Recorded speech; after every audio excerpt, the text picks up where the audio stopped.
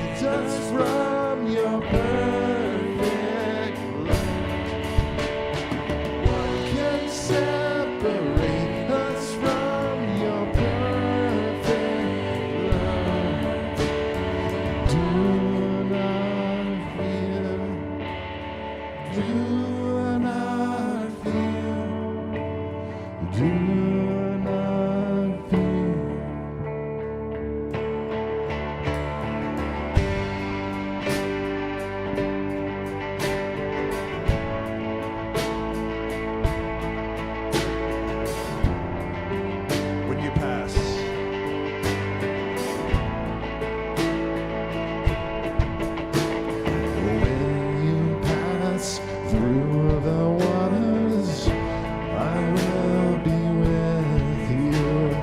And the depths of the rivers will not overwhelm.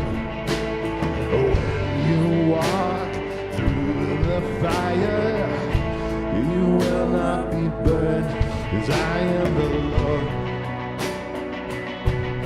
I am the Lord. And there is nothing to fear, nothing to fear. There is nothing to fear, nothing to fear, for I am with you always.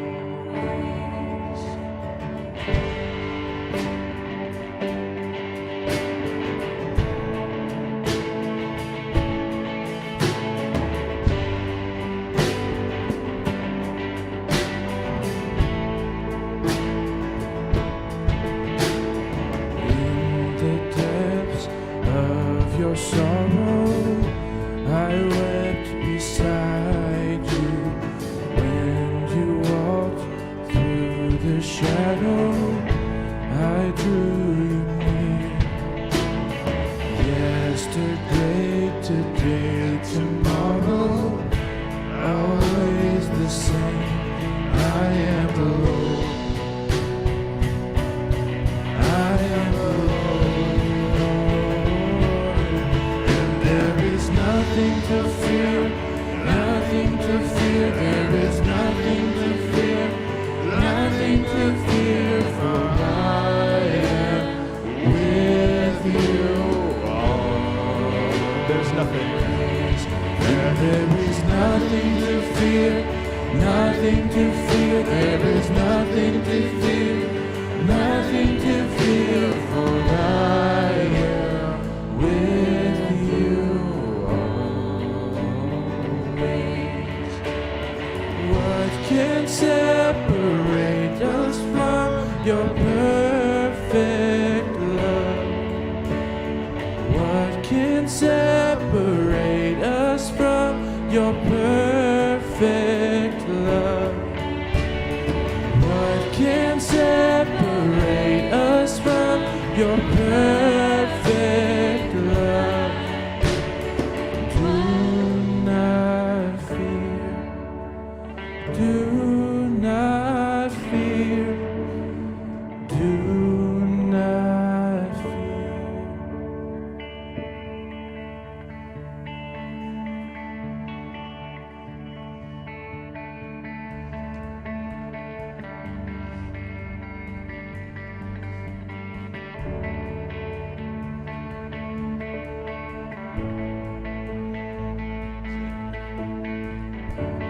Isn't it just like heaven when you walk into the room?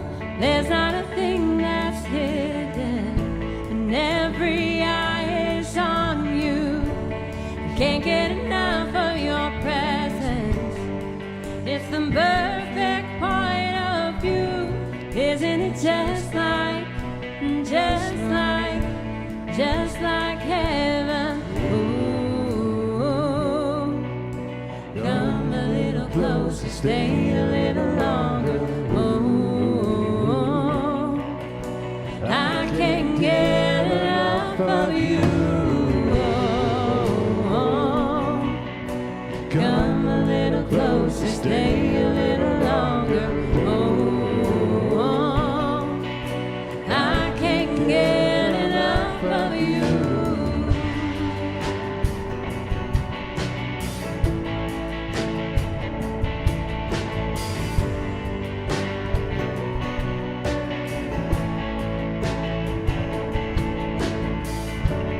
Doesn't it sound like heaven when you're singing over me?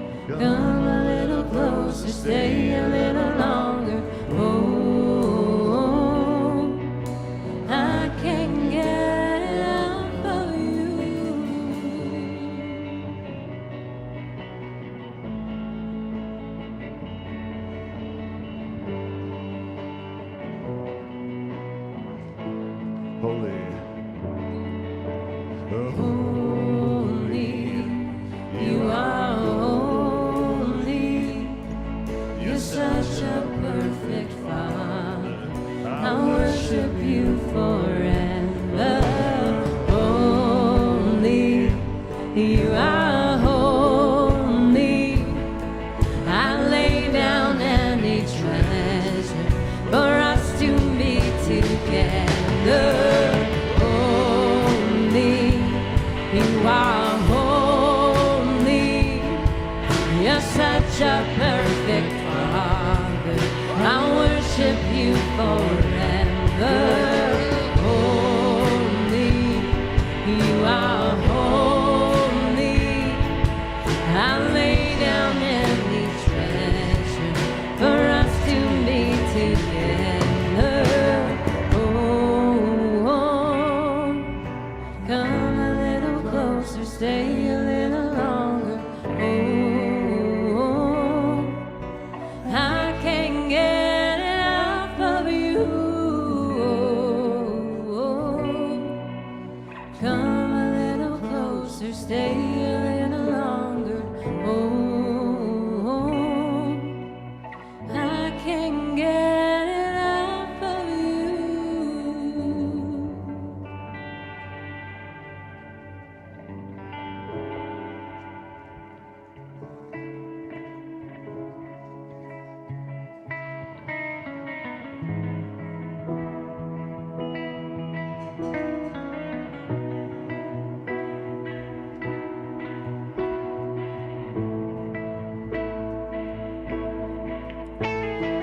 Here I am, down on my knees again, surrendering all, surrendering all. Find me here, Lord, as you draw me near. I'm desperate for you. Desperate for you.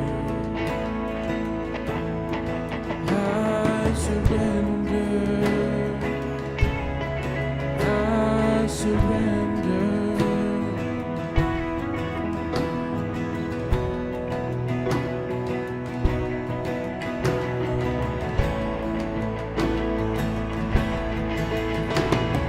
Drench my soul as mercy and grace unfold.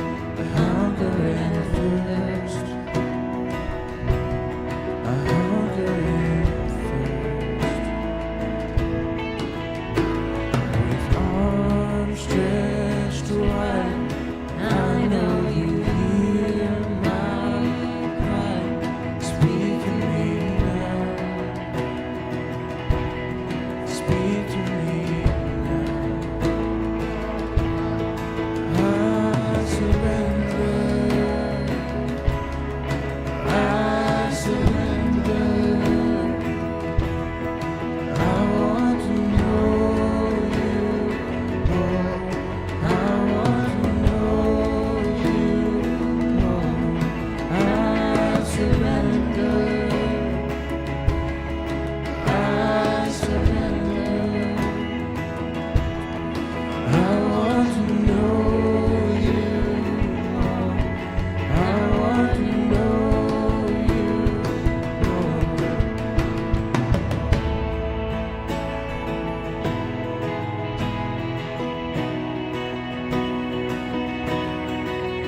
Like a rushing wind, Jesus, breathe within.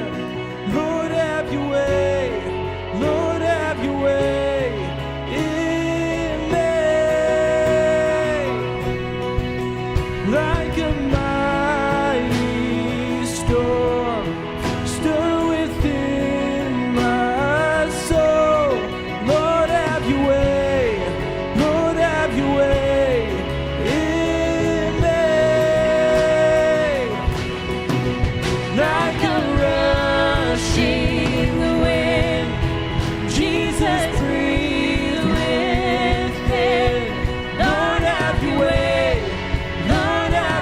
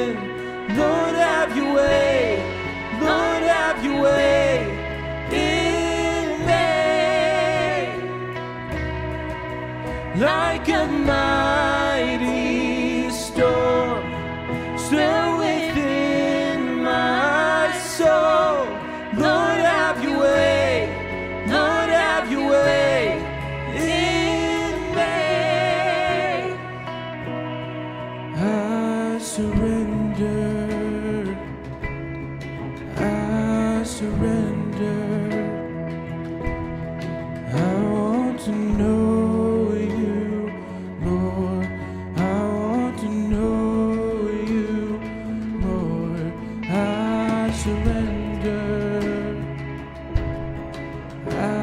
surrender. I want to know you, Lord. I want to know you, Lord. Just as we continue to sing this song, I don't want us to stop. Man, I don't know about you, but I'm stirred in my heart this morning. Father, what are you asking us to surrender in our lives? Would you ask that question this morning of the Father? Just as we continue to stay in this place, just for a moment more, let's just continue to sing this song. Oh Lord, what is it that you're wanting us to surrender to you in a greater way than ever before? Father, we do not want to play games. We're not here to play around and mess around. Jesus, we're here before you, a beautiful and gracious King, a loving Father. What do you want us to surrender, Lord? Would you ask that question of a good God this morning? Lord, come and speak to us more, Lord. Tug on the things in our hearts that we are not wanting to yield to you. Oh, we surrender, Lord. These are not small prayers. These are life-changing words that we are singing. Jesus, we surrender to you. The things that he is putting his finger upon in your heart this morning, would you surrender them to him?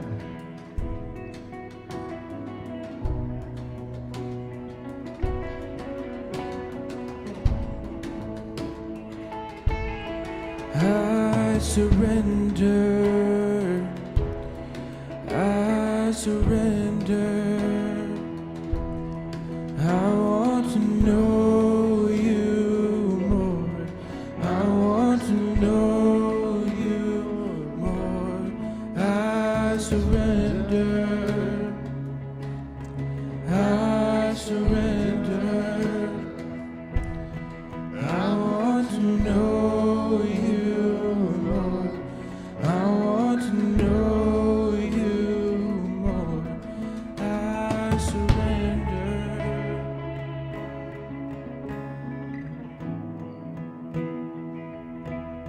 I want to know you, Lord.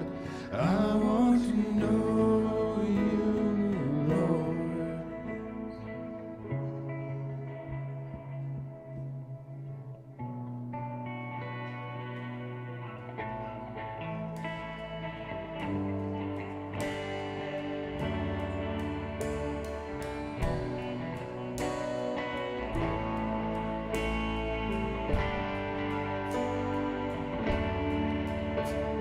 What can separate us from your perfect love?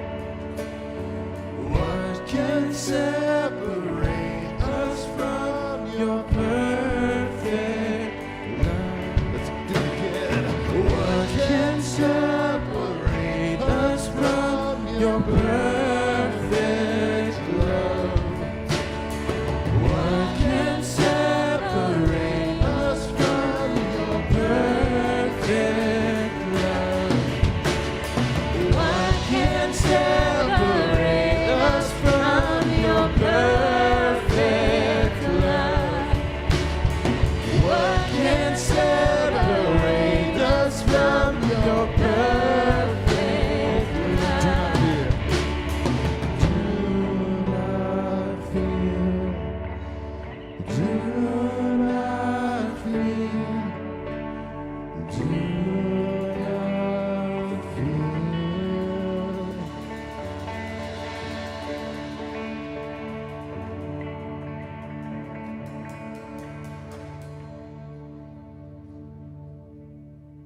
All right, you guys can grab a seat because I need to grab a seat. All right, here we go. Hey, we come to a moment like that, just to say these words. I mean, I think that's a great question to ask that yourself this morning is like, hey, what do I need to surrender today? Like, I think that's a great question for this morning. You want to know what hit me? Just in full, like, here's what I need to surrender my ambition. Like, I felt God just going instantly, like, your ambition. Like, surrender that. And so I think I want you to really consider that. Not like, oh, there's a worship moment song. Just consider this morning, what do you need to surrender?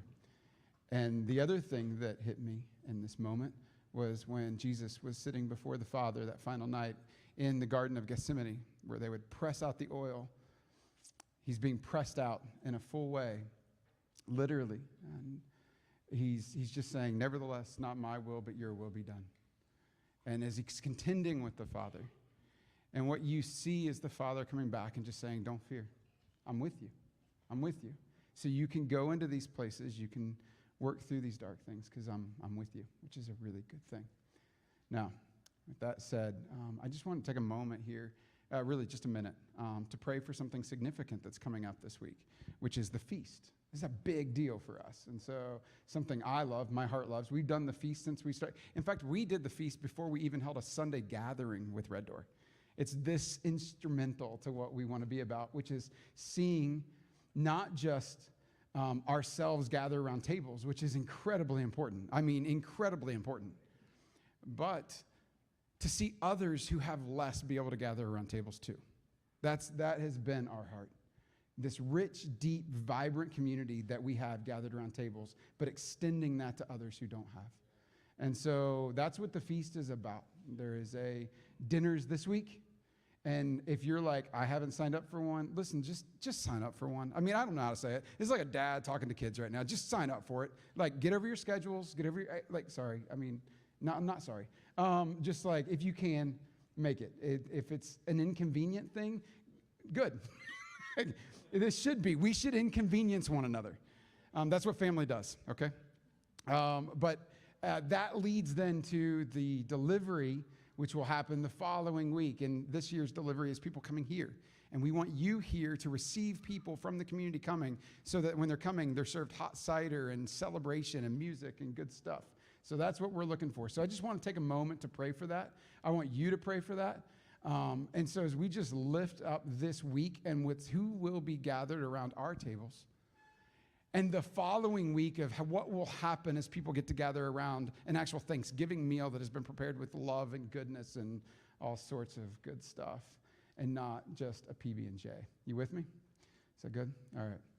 So let's just take a moment. We're going to pray about that, and then we will finish with the Lord's Prayer, which is the most appropriate thing to finish with as we move into the feast. Father, we thank you that you are a good and loving dad. We thank you that you invite us to your table. You just do. And we thank you that when you sent your son, he sat around tables constantly, sharing the news of the kingdom, because the medium through which he shared of a table was the message in and of itself. And I just pray that we would be a people who gather around tables, who understand your invitation for us to come to a table. And Father, I just pray for this community as we move out this week into homes.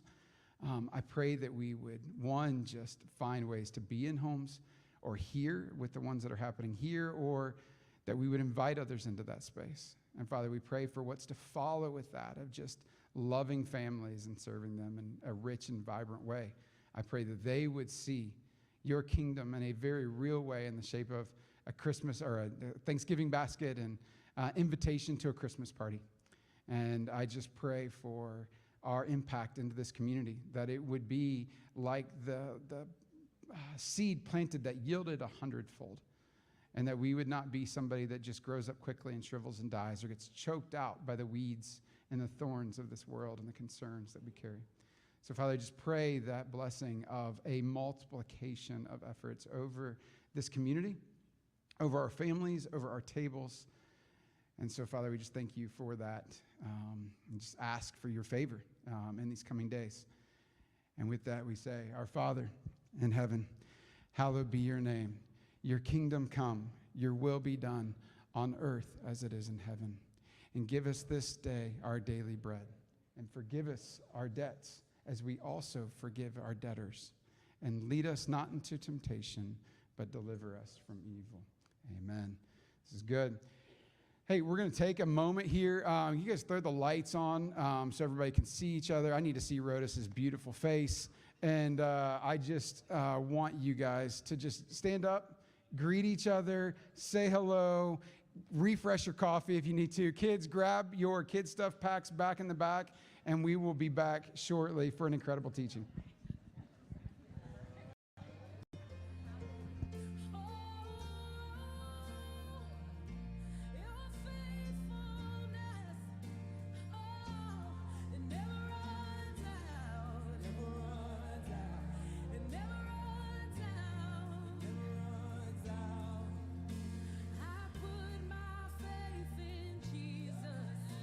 My anchor to the ground, my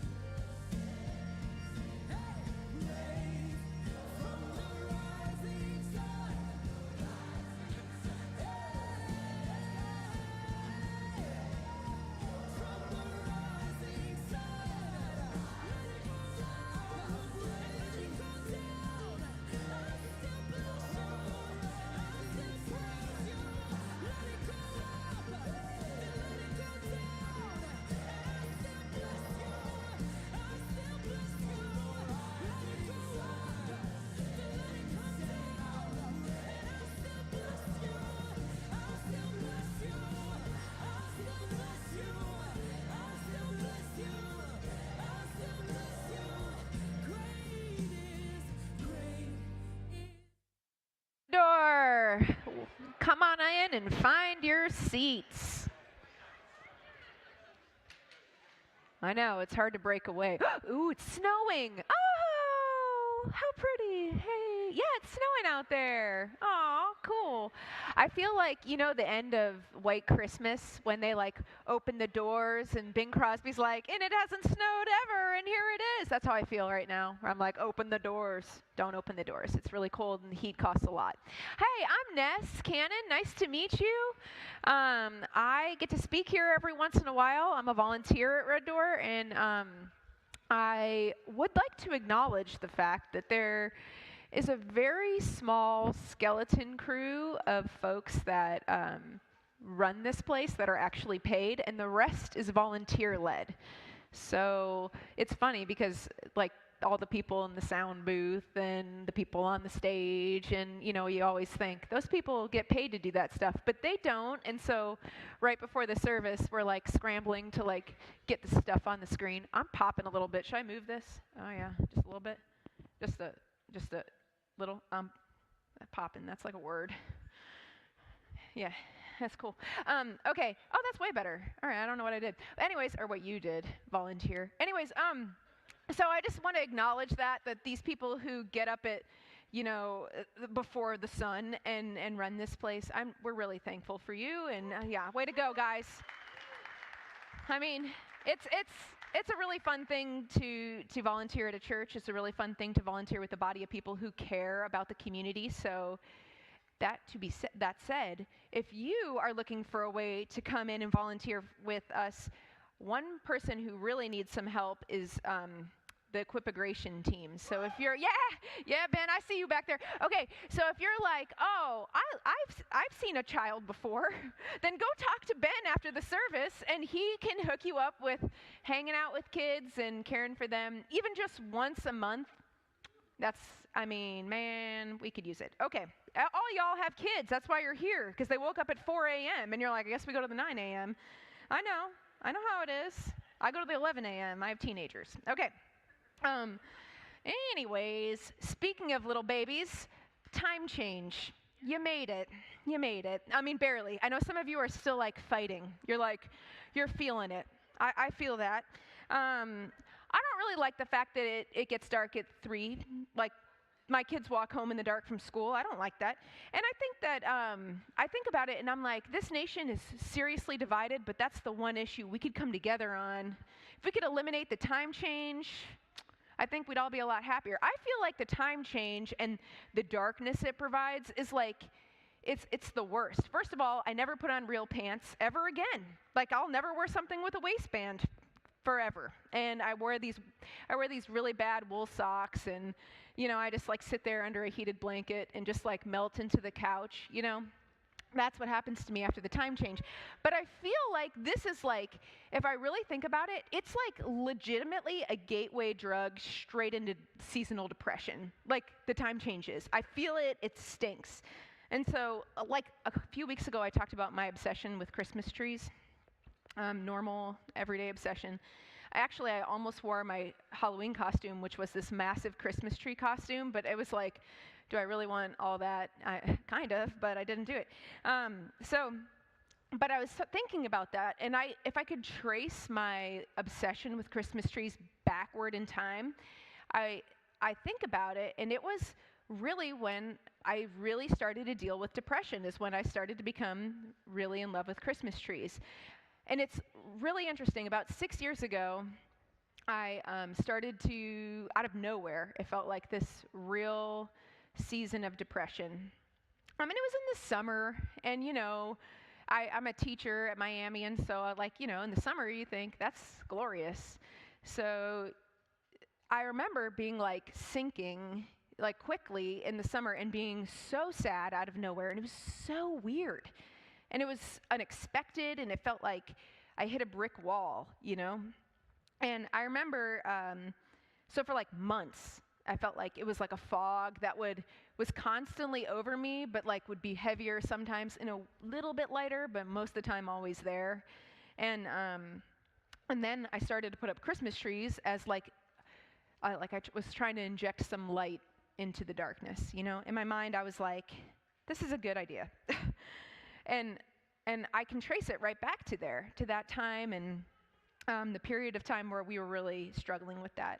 So this series has been about bringing heaven to various things. We've talked about, the nations. We've talked about work. We've talked about art. We're going to talk about a couple of other cool things too. But this one in particular is about bringing heaven to me. And by me, I mean like you, but ourselves, like individually, like me, And so I feel like we need it. I feel like we've been through the muck, Red Door. I mean, it's just what it is. Like, there's hundreds of people in this church. We're human, and therefore we deal with real life stuff. We are going to forever be in this time of dealing with that, I think. And I feel like, though, lately it's been heavier. So I feel like bringing heaven to other things other than ourselves is pretty easy. I don't want to say easy because that makes it sound easy, but like loving other people, loving your coworkers, loving your family, working hard. It's all like outside, like there. But when it's in here, oof, it's tough times because you know your stuff. You know what it is when you look in the mirror and you see all the brokenness. You're like a complex maze of emotions and dreams and hopes in a past that's like all formed to be you. And it can be, you think about it and you're like, restoration out there, yeah. But in here, woo, that's a lot. So I think that we need to know that restoration is for you, not just them, not just over the oceans, and not just for your coworkers, but for you. God sees you. He sees right where you're at. He sees where you've been. He gets the maze of emotions. He gets the maze of your life, the twists and turns, and he sees it for you. I think bringing heaven to you is about that. It's about exactly that. It's about bringing restoration right into your guts. And he sees it all, and he sees it for you. So I want you to think about that for a second, because I got this story of restoration that I think we should ponder. So there's this guy in the Bible. You may have heard of him, maybe not. I don't know if you're a Kings reader, if you're like into 1st and 2nd Kings. You probably are, because you're biblical scholars. There's this guy named Naaman, and he is a Syrian. And not only is he from Syria, he's also commander of the army of Syria, which is like a big deal. Like, I would say, pretty big deal. He was rich, and he was one of Israel's most hated enemies. Syria and Israel were constantly fighting, like constantly. And so Naaman was sort of like the big baddie that Israelites, that was Israel's, yeah, you can tell it's 9. Okay. That Israelites feared. I mean, it was really, if you think about it, I mean, in fact, he had even enslaved Israelites in his home. They even talk about this little girl who he stole from Israel and made her a slave in his house. And that's actually part of the story. But he had it all. He had victory. He had money. He had power. He had the favor of the king. He was strong. He was bold. He was like, kind of like tough. But he also had a secret. He was a leper. Now that's like no good. Leprosy's bad in every single culture. Like, that's just common. And like Israel, if you were a leper, you'd have to be outside of the community. You could never live with your family because they could get it. They'd ring a bell every time they walked around people, and they'd have to yell, "Unclean, unclean." Like, I feel like my children should do that because they never shower. You should all yell, "Unclean," because it's real. Take a shower. Not naming names over there, y'all know. Clementine's like, no, not me. She hates showers. Okay, sorry I did that. Okay, I'm not going to do that at second service. Okay, anyways, but in Syria, it was even worse. In Syria, they thought leprosy was a curse from God. Like, it was in their scriptures. If you have leprosy, God hates you. So Naaman's got it all, but also in his mind, God hates him. He's cursed. So what happens? What do you mean by that?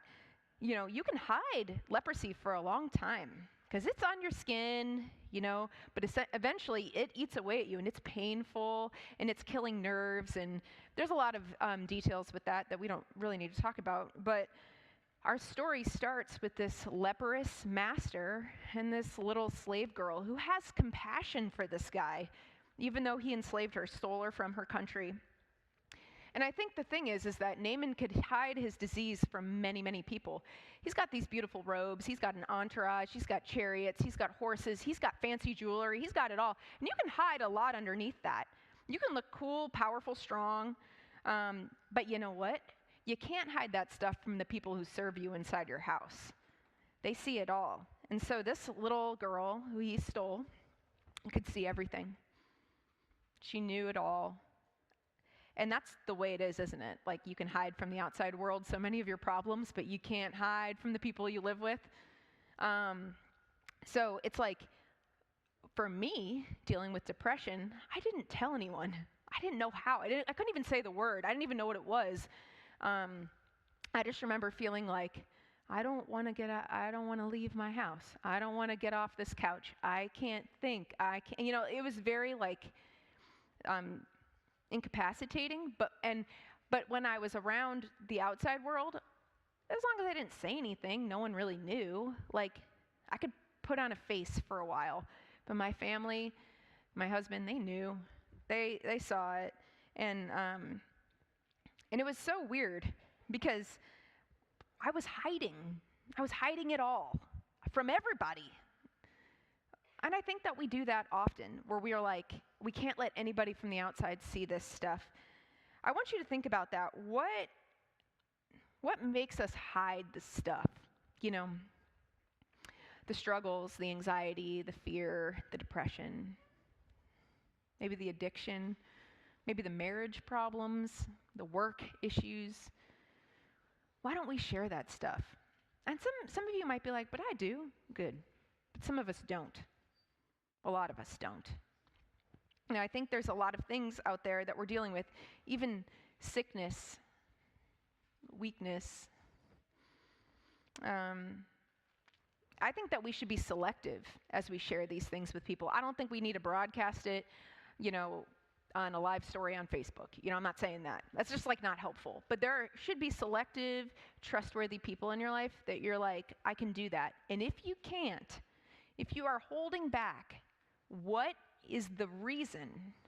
What's the word that pops into your brain that makes you say, I'm not sharing this? I can't.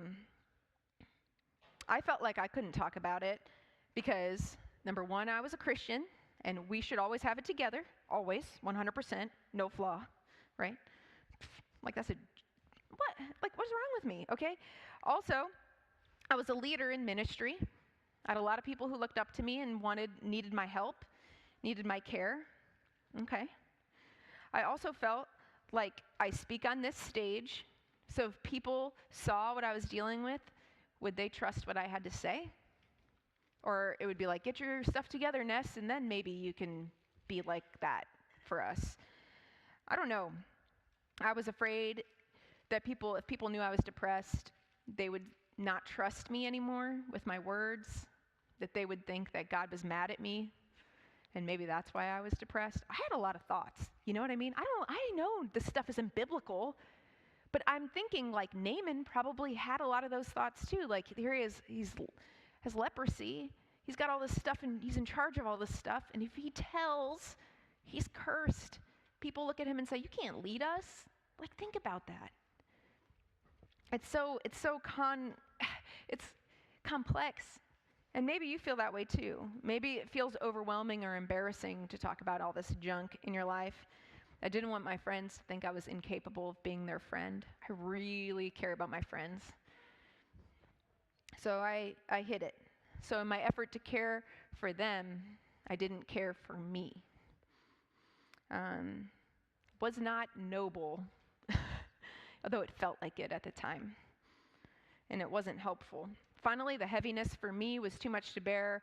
Chris said, "You got to go talk to a therapist." Like, that's the end. I can't do this. He wasn't like, "I can't handle it," but it's like, "I can't heal this. You need to go find someone, a professional who can talk to you."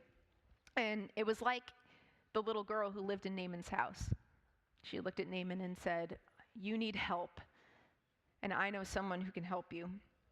She said this. She said, this is in, I think I have it on the screen. And this sounds very Old English. "Would that my Lord were with the prophet who is in Samaria. He would cure him of his leprosy." She knows her people have a guy. Her people have a healer. And this kid, who's a total angel, obviously, sends Naaman on his way to the only one that might be able to heal him. And he's so darn desperate, he goes to an enemy country and says, "I got to do what I got to do." He knows that if he doesn't have restoration soon, he's going to lose it all. So he goes to the great prophet of Israel, Elisha. And he takes his whole entourage, as one does.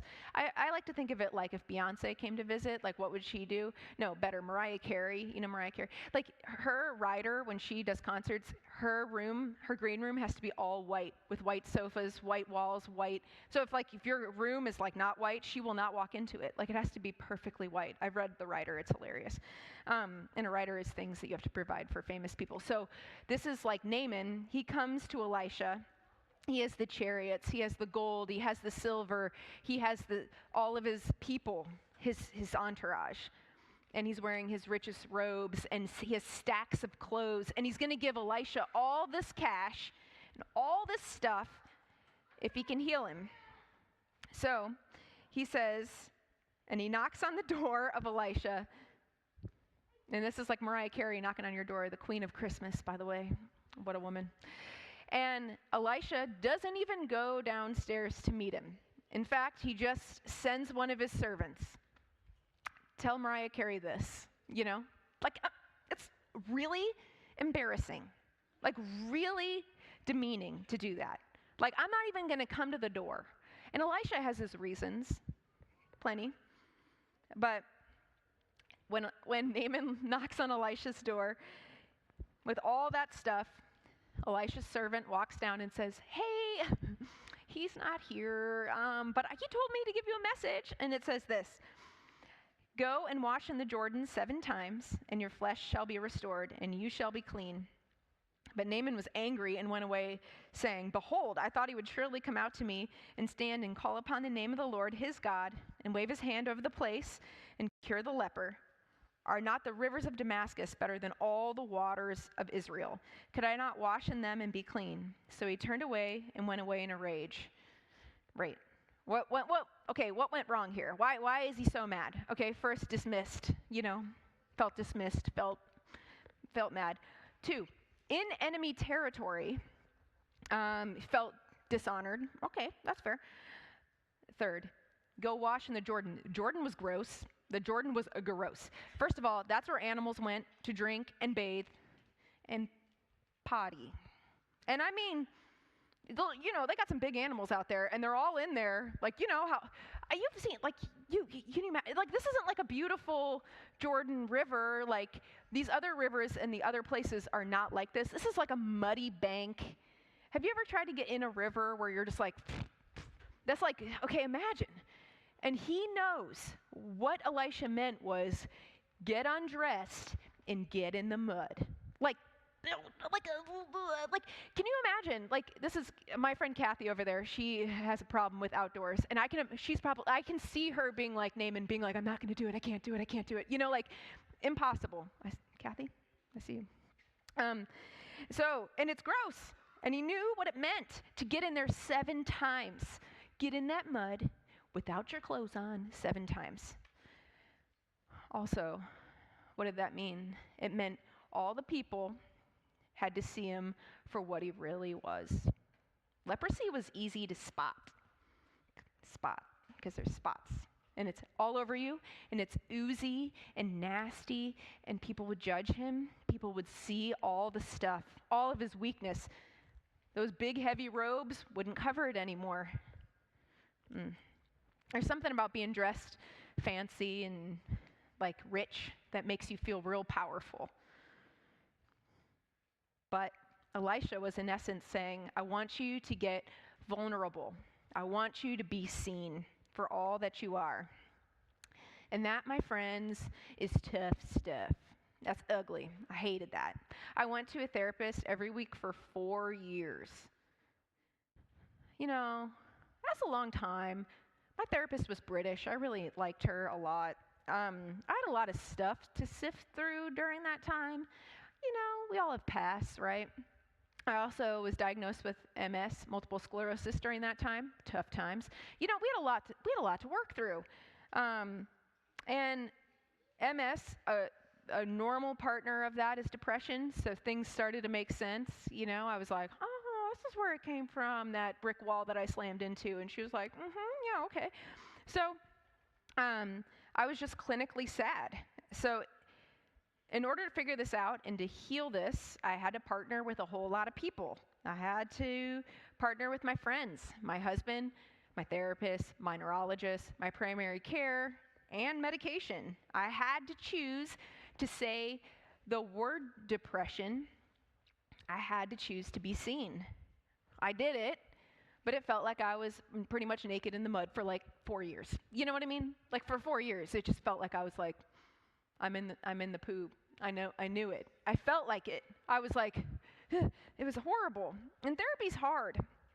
It's like turning your brain inside out so everyone can see all your stuff, and you have to say things that you're like, I feel this way, and they're paid to listen, and it's not like, it's real hard. It's really hard. But I knew that I had to get to the other side. And I knew in order to get to the other side, I had to be seen.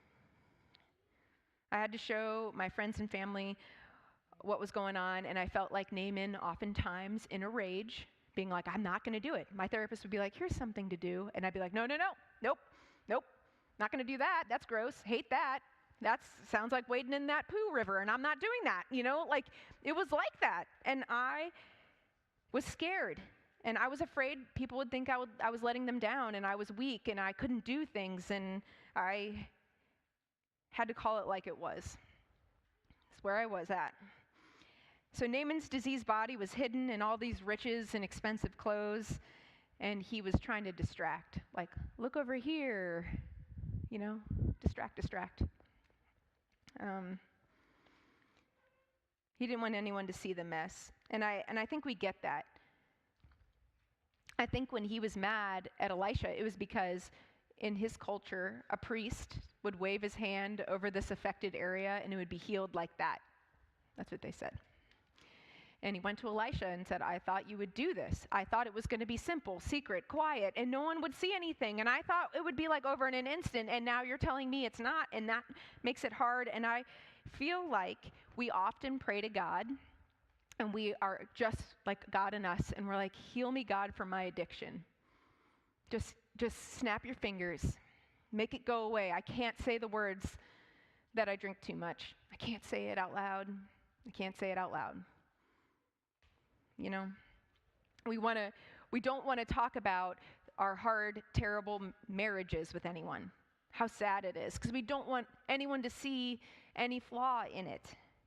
We want people to see the veneer that we want them to see, and we don't want them to see what's under. We want to maintain this outward appearance of perfection.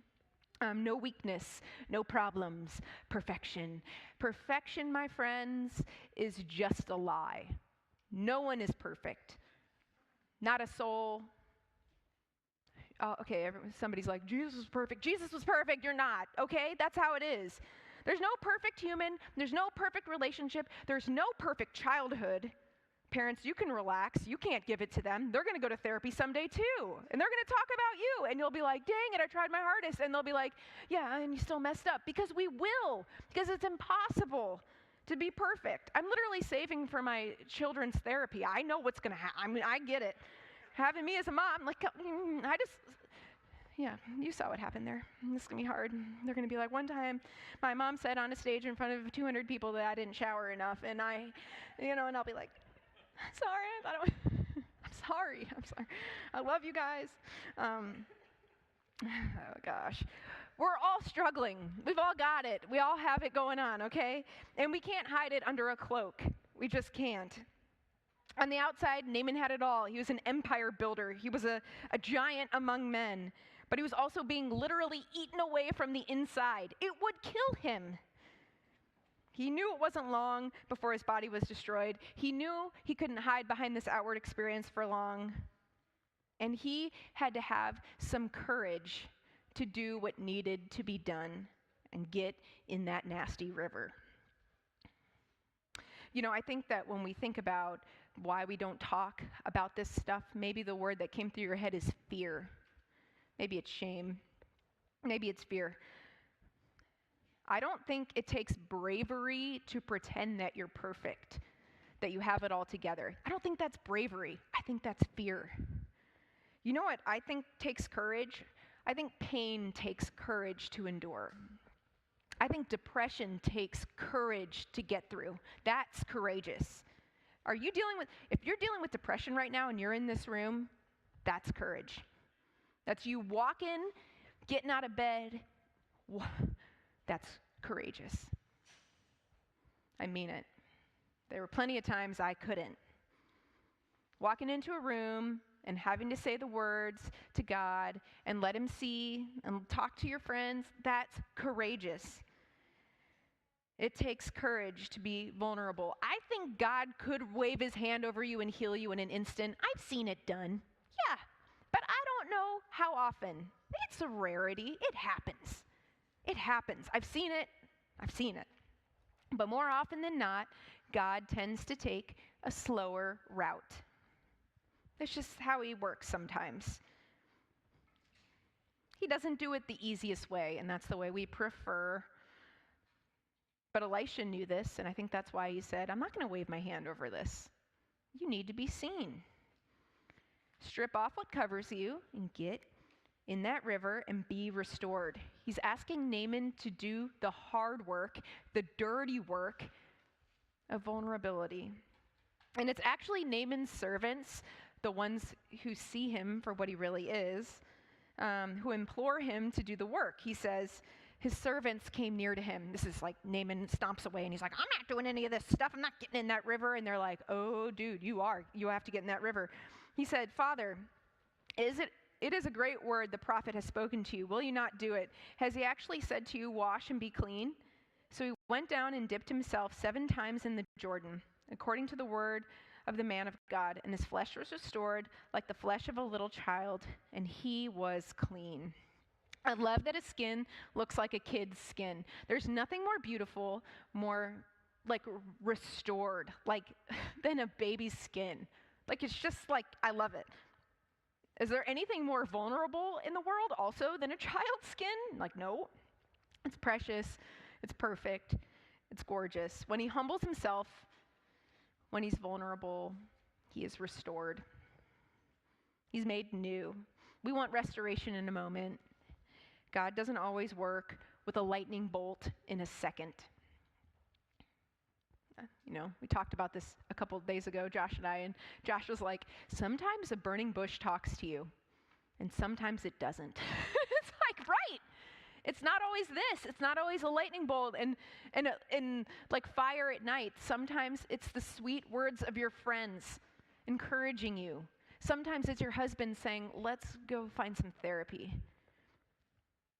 Sometimes it takes a choice to be seen and to be humble. After all that swimming in mud, Naaman's healed, and he knows it. He looks down and he's like, oh my gosh, my skin is like perfect. I can't believe it. So he goes to Elisha, and he wants to give him tons of treasures, like treasures on treasures. And Elisha, of course, is like, no, I don't need that stuff. But Naaman then asks Elisha for one more thing. He asks him for the mud on the Jordan. He says, can I take it home with me? And Elisha's like, okay, you can take the mud. A lot of scholars think that Naaman wanted to build an altar with the mud. That's typically what you do. You take the dirt where the miracle happened, and then you worship God. And Naaman was worshiping Elisha's God. He knew Elisha, the God that Elisha worshiped, had healed him. And he wanted to keep it as his trophy, as a marker to remember what had happened. That dirt that was so disgusting and so nasty became a treasure. I think we all got to do our work and get in the dirt. I think we have to talk to the people. I think we got to be open with our friends, even when it stinks. I think we have to talk to the doctors, take the medicine, do the stuff. We may have to get very dirty, and it may look horrible and scary. And you may have heard scary things about therapy, that it's so tough, and I cried for the first 6 months, and maybe that's true. But if we just keep begging God to wave his hand over us and heal us, and we don't see the things that God has put into our lives,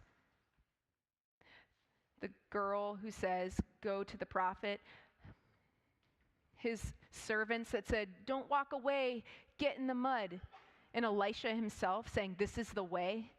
If we're ignoring all that and just talking to God alone and begging him to do it, what if he's saying, I have given you all these things. I've made a way for you in all these ways, and you're not looking at it. You want to do it your way, but God may have a different way. Can you listen to him? Can you look at the friends that he's given you? Can you look at the small group, and can you crack open this much and let them in? When they say, how are you doing? Instead of saying, fine, good, how are you? Anyways, move on from me, look over here. Can you just say, not good? Not good.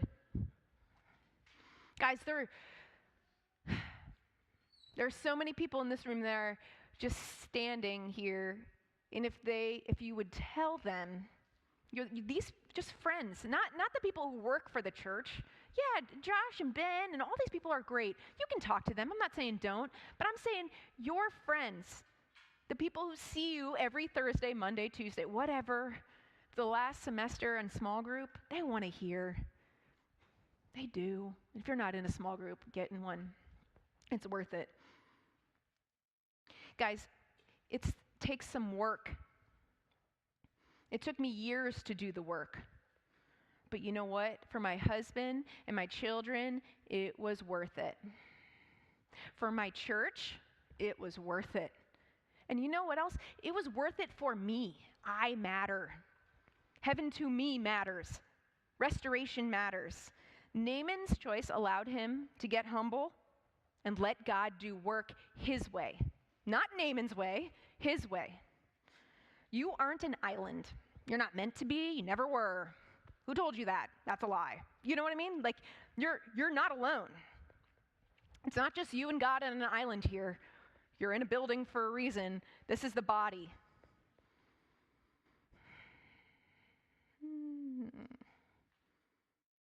Okay.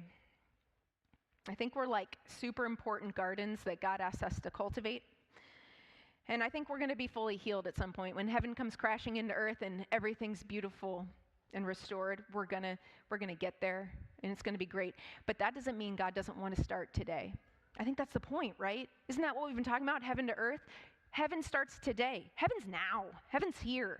Fully? Not fully, but heaven is here. And that means you have restoration for you now. Isn't that cool? I think it's cool. I feel like if we're the garden, God wants us to work on that. God wants us to cultivate it. He wants to harvest it. He wants to grow it. He wants to let it lay fallow, which is like chill for a while. And you know what? Sometimes he wants to lay on the compost. Compost is just poop. Did you know that? It's poop. Or maybe not, but mostly it's poop. You know, and sometimes it feels like that, where you're like, I'm laying in this stuff, and why doesn't my garden look beautiful? But if you let it cultivate, if you get vulnerable, if you're seen, if you let people in, if you do the work, eventually your garden will be beautiful. I laid in 4 years of compost. It was tough. But man, I tell you what, my mind is different now. It looks like God's mind. a lot more than it ever did Jesus' mind. Like, and I'm not saying I'm perfect, though you know I'm pretty close, children. But no, I'm not. But like, you know what I'm saying? Like, but it's different than it was. And I think that's why, like, ultimately, the point is for us to look more like Jesus, right? Like, that's ultimately the point. If we're the light of the world and God's representatives on earth, we better try to look like him. And that's why Paul says in Ephesians 4, put off your old self, which belongs to your former manner of life and is corrupt, and be renewed in the spirit of your minds. Be put on the new self, created in the likeness of God, in true righteousness and holiness. He's saying, look the way God has designed you, and don't fake it. Be renewed. Let me heal you. Find the restoration that I have to offer you today. And I think part of this is shedding that fear. And you know what it takes to shed the fear? Maturity. It doesn't take maturity to hide. It doesn't take maturity to run away. It takes maturity to say, here I am. Do you remember when Adam and Eve, they ate the apple and then they hid? And then God's like wandering around the gardens like, where are you? He knew where they were. He knew exactly where they were. It was like, he's God. It's not like the garden. He's like, oh, I had no idea. I should have put a tracker. Like, it's not like that. He knows exactly where they are. They needed to come out and be seen by God. He said, where are you? Where are you? What do you need? Their initial response is to hide, but friends, we need to stop hiding. We need to be seen by all for all that we are. Let's get real, you know?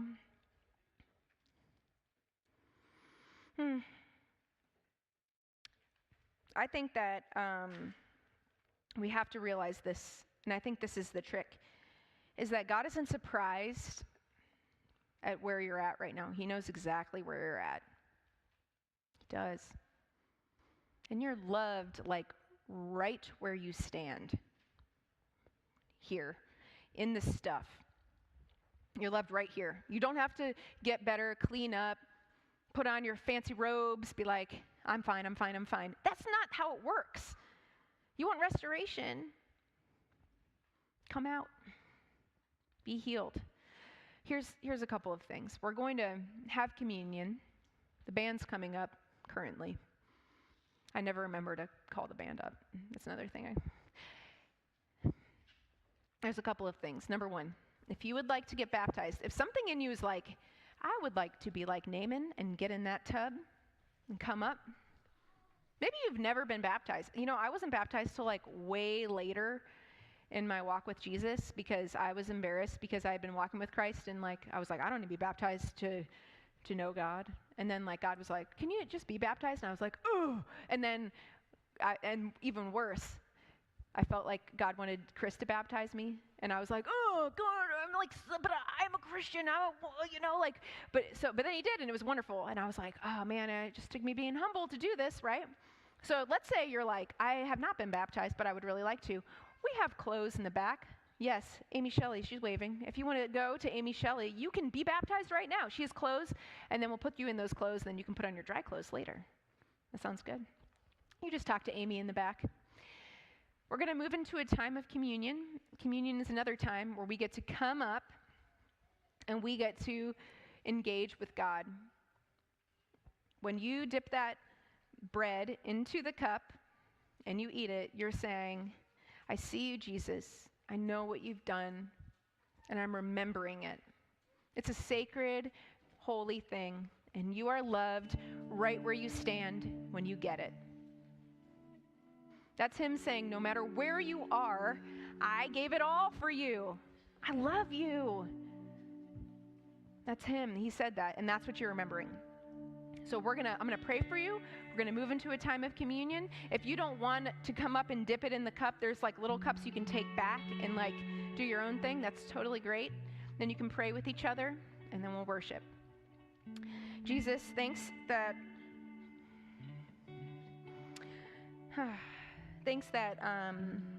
the mud can be holy, that the dirt is holy, God, that it's a treasure, that I look back at the things you've done in me and the things you've done in this room, and they are sacred. They are good. And you are restoring us. And I pray that for more of that today, that we believe you, that we believe that you say we're worthy to be restored. You say we're part of heaven coming to earth. It's for us. Our minds matter, our bodies matter, our families matter. Heal us, Jesus. We're so thankful for what you've done and what you are, and we love you. Amen.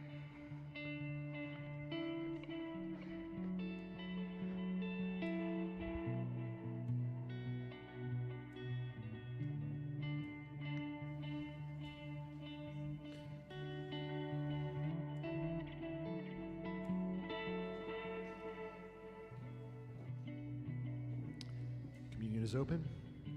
Prayer is open as well.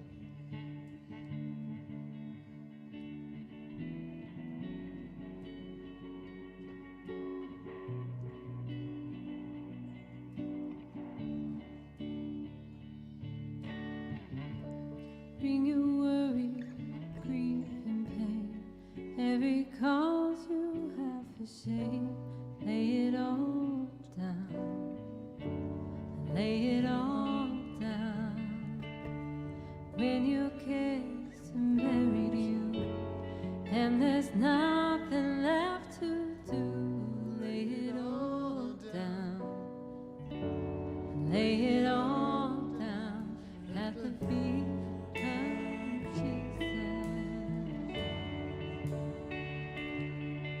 At the feet of Jesus.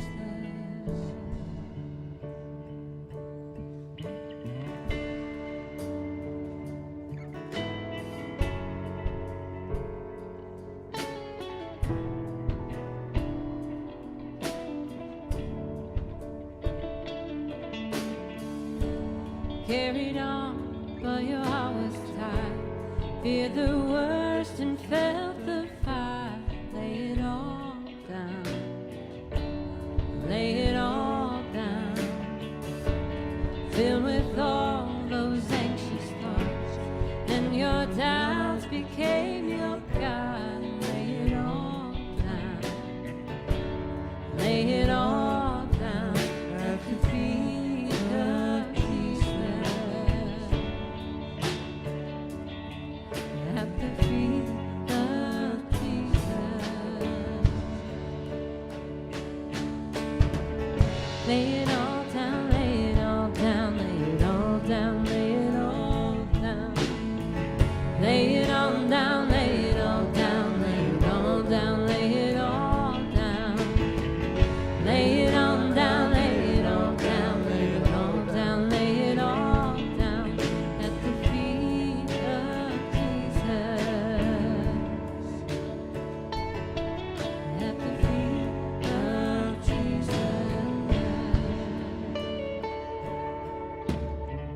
When we've given up on better days, there are memories we can't erase. Lay it all down, lay it all down.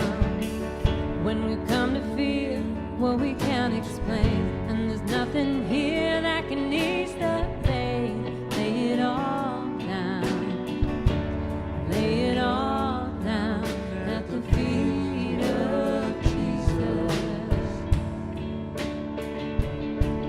At the feet of Jesus. Lay it all down, lay it all down, lay it all down, lay it all down. Lay it all down, lay it all down, lay it all down, lay it all down. Lay it all down, lay it all down, lay it all down, lay it all down at the feet of Jesus. At the feet of Jesus. Lay it all down, lay it all down, lay it all down, lay it all down. Lay it all down, lay it all down, lay it all down, lay it all down. Lay it all down, lay it all down, lay it all down, lay it all down at the feet of Jesus.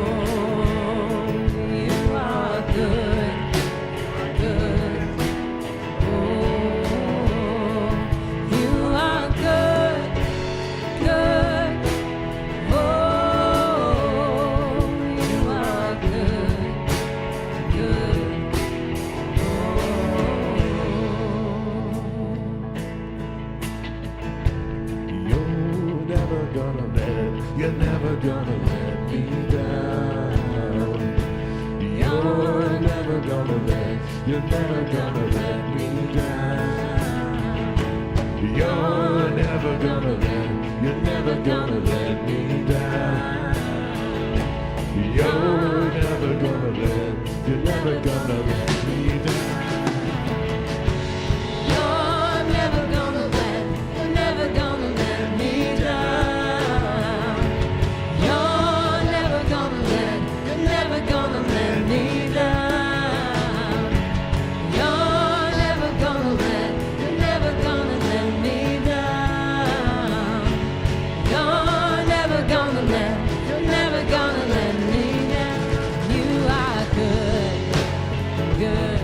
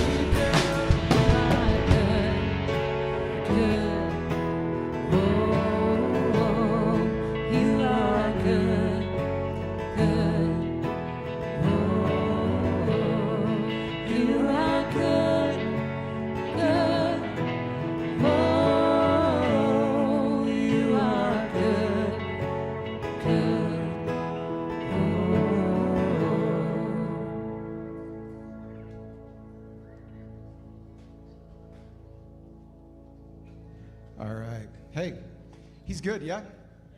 He is good. I mean, if you can say anything, you can say that he is good. And I love that just as we sing that. I mean, man, I just love that. I love the declaration in that.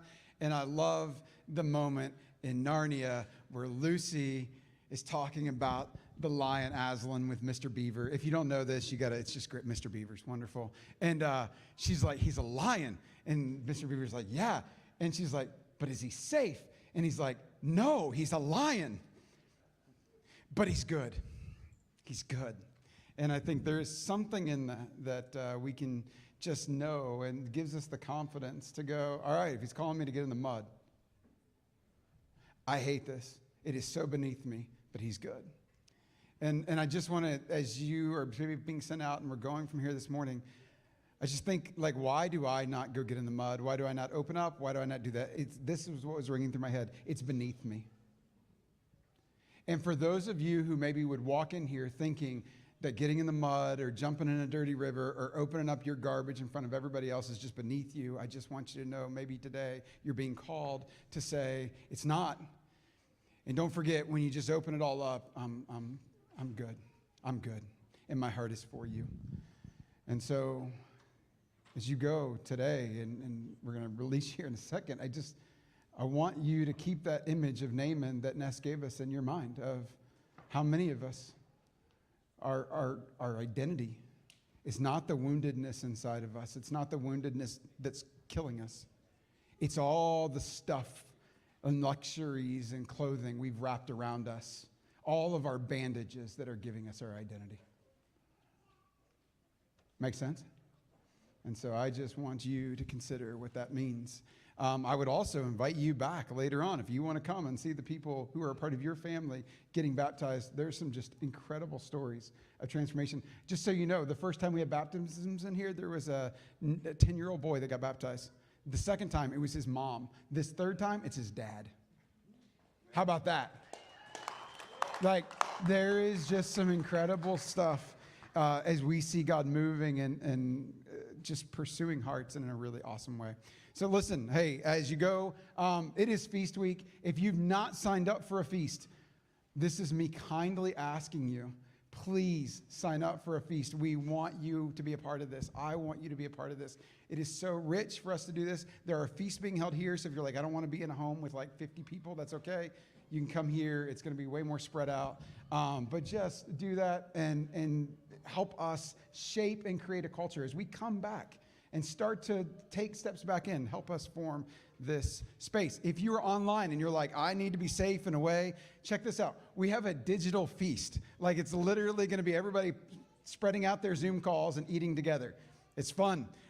So there's ways that we can move in this together. And so sign up for that. And then next week will be the deliveries. We'll actually the pick up here as we are able to hand deliver these baskets to those in our community, which I'm really stoked about.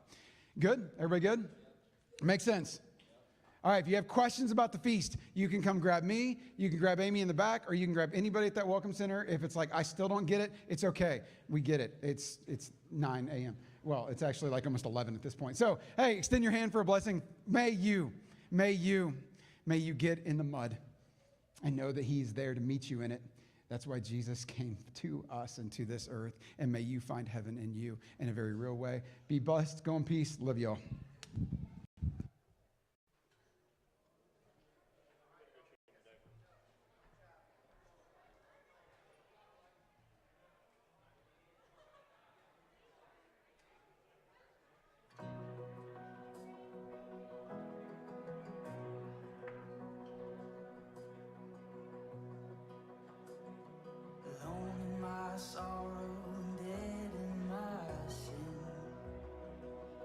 Without hope, no place to begin. Your love made a way to let mercy come in. When death was arrested and my life began. Ash was redeemed, only